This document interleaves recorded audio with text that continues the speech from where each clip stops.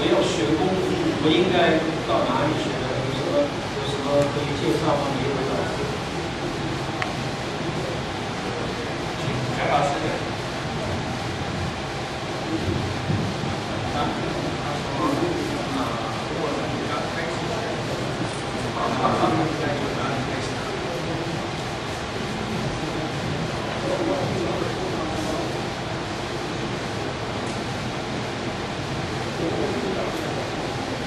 我从小就锻炼了中国的武术。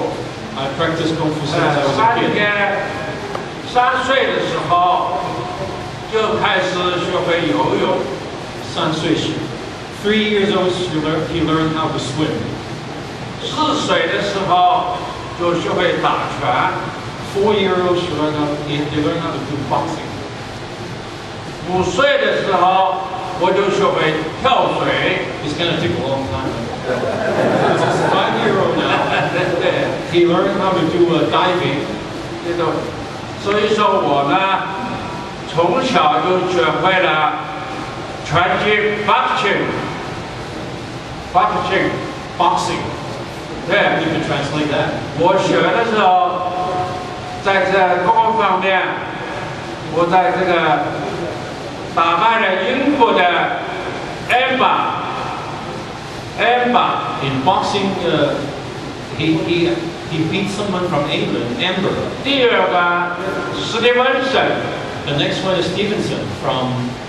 都被我打败，在那个就是葡萄牙，葡萄牙叫查理克拉索，也是败在我的手里头的。These are the boxing history. 在香港的时候 And then he went to Hong Kong. 打败了 Emma。He beat someone by the name of Emma. 从那个时候，我就成为香港的拳王。And then he became the boxing champion in Hong Kong. 后来我就打败了英国、法国的人就是乔文根森，俄国的科克诺夫。Someone from Russia. 科克诺夫。对，所以说，我那个时候呢，我打败了好多外国人。过去中国人就变成了什么？外国人讲，不是的，不好意思啊，说是中国人是东亚的病夫，这是中国人的耻辱。后来蒋浩全就是我本人，打败了10几个外国拳击观众，所以我就成为了中国的拳王。When he became the champion for China, you have to understand the history of the time frame. 也可以说 China was in a very big turmoil in that part of the century, the early 20s, 30s. So Master Zhang really spent a lot of his time of his life to promoting people learning and studying martial art, build up their strength, because back then people were malnutrition and they were very weak. So for that purpose, he was hoping by spreading martial art, he can make people becoming stronger by learning. 所以我那个时候一生呢，就变成拳击、摔跤、擒拿、格斗。这一生，过去我一句话，中国人是被洋人称为东亚病夫。在我那个时候的话是在1934年3月，我就脱发了，就是成为各个方面的能手。那个时候，我就中国人不再是所谓跟外国人所谓看不起啊。And since then, he has been功夫到后来 learning 我自己呢，提倡了中国的武术走遍天下。我在美国走了这几个身份，传播了中国的武术。 And so he's dedicated his life to spread Chinese Kung Fu martial arts to the rest of the world.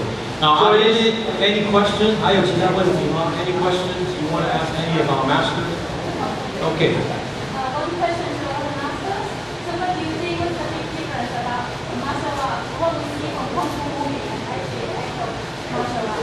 就我想请问，因为老师说，您认为就是我们那个武术跟我们传统的龙头功夫电影上看到的最大的区别是什么？ So what's the difference between the Kung Fu you see on movies and the actual Kung Fu that these masters practice? Maybe another master can answer that question? Master Kwan? Okay, the major difference is in movie is mainly all movement that you see is beautified and is falsified because they use wire to hang the guy up and to perform a movie. And you know they can fight from sun up to sundown, and that's impossible in reality. In reality, in a fight, and you try to end it in half a second. Okay, so that is the major. Does that answer your questions? Yeah. So be realistic. Yes, Kung Fu is my inspiration to get into martial art too. Kung Fu movies. Okay, but if you really wanted to learn it as a defense, you do need to adjust your attitude. That is a really self-defense type of art. Of course, you can learn it as a performance art. There's a lot of Tai Chi people out there. They just enjoy it, and that's the beauty of Chinese martial art because they have sets. They have a movement that is really beautiful. It's really nice and really nice to see. Okay, and so therefore it gets you interested and become an exercise. But yet there is another part, you can say the dark side of it, and it's a very, very skillful killing art. Okay, so you guys need to adjust. To answer your first questions, and how do you begin to learn martial art?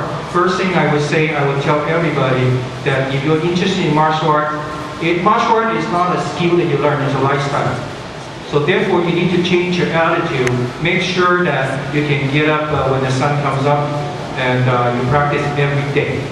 If you practice 1 week, you know, I used to have students that tells me when they come to my class, they say, Master Kwan, I forgot what you teach me last week.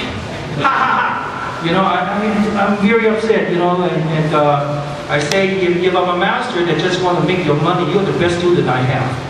Right? Because you got to pay to learn over and over again the same movement. But yet, if you really want to learn martial art, no. You need to practice every day, every single thing that I taught you. You need to know by the time that you see me again. And that is the major difference. And because you need to learn the connections of your body. Don't think that you already know how to walk. If anybody here can tell me what is the first step on your walking, what is the first thing that happened on your walking? Anybody? Anybody can answer me? Give me an answer. You have to lean forward, right? You say? Okay, that's one answer. Any other answer? Any other answer? No? Right from the hip? Huh? From the hips? From the hip. Any other answer? You need to know where you're going. You need to know where you're going. So what you're saying is intention, right? Yes, that is the first step. If you don't have any intention of going anywhere, why do you walk? Your walking action is a balancing action. So therefore, when you know, oh, I see a beautiful girl, I want to walk over, now that takes you to take the first step. Then what is the second step then?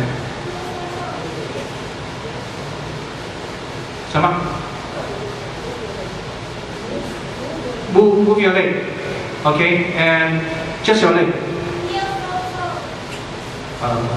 He's my daughter. So actually, don't want to take too long.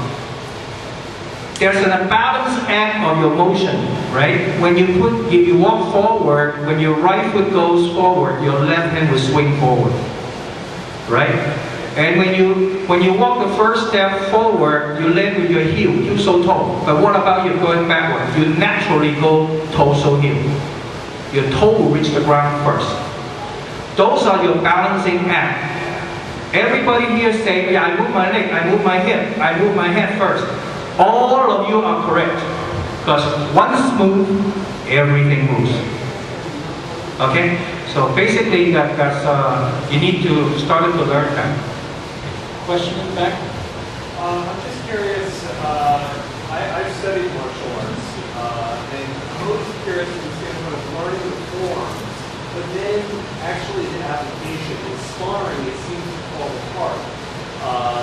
For you as masters of your local forms, have you validated your forms through sparring or through fights to say like, oh, this actually works, these applications work.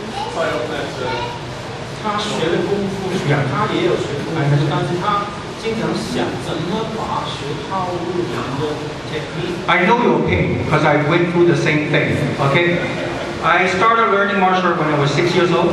Okay, and I learned set after set after set. Okay, and after a long time of learning, I imagined that I can fight. But when I get into a fight, I lost. Okay, so I started getting frustrated. I started wanting to find out why. But those masters are very good. Okay, and what I find out is this. In learning Chinese martial art, they have a lot of form and a lot of technique.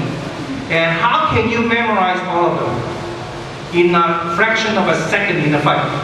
It's impossible. Okay? In internal martial art, they have documented, they say, no. When the enemy doesn't move, you doesn't move. When the enemy started to move, you will start to move first. Okay? And this is a philosophy that you need to really spend time to understand. Maybe Master Jason, you can maybe I can let share Master some of your Jason thoughts. share some of this. How do you apply the technique you learned from the form into actual application? I think this is a common pain, not just you, for a lot of people who is learning Chinese martial art. Look around. The Japanese, Korean, Filipino, Vietnam, Thai, all this martial art, you put them together. Do you find any martial art, any type of the martial art from different countries, they develop so many forms? I don't think so. The most many forms is developed is Chinese martial art. So it's good news, and there's also bad news. The good news is because that link to our culture. Chinese have a 5,000 years culture. That's why even the movement, it's motion, art. He accumulated so many experiences from the battle, from the actual fighting, and from the internal concept to the external training. They all condensed in a form. So form is treasure, as a matter of fact. A lot of form, I'm not talking about the form somebody is, maybe a few drinks later he creates one form. And he's not qualified to do that. I'm talking about really handed down from history, those forms. They're just like a book you're reading, just like a library you're walking into, okay? But the reason I say it's bad news is because many people, they treat the form as the only way of learning Chinese martial art. And that bad news, Master Huang just talked about it. And a lot of people that all of a sudden, that split second, you don't remember any of thing from the form. Because the more you learn, it becomes more burden. So that means the book, no matter how many books you read, and all of a sudden I ask you to write an article, and you cannot do it. You want to send something to LA Times. You said, okay, all of a sudden, all your vocabulary, all your grammars and everything is out of the room. You don't know. You don't remember. Can I ask a second part of the question? Is it also true that it really depends on the instructor? Because some instructor, they focus on only teaching the form, They don't want to get into the applications.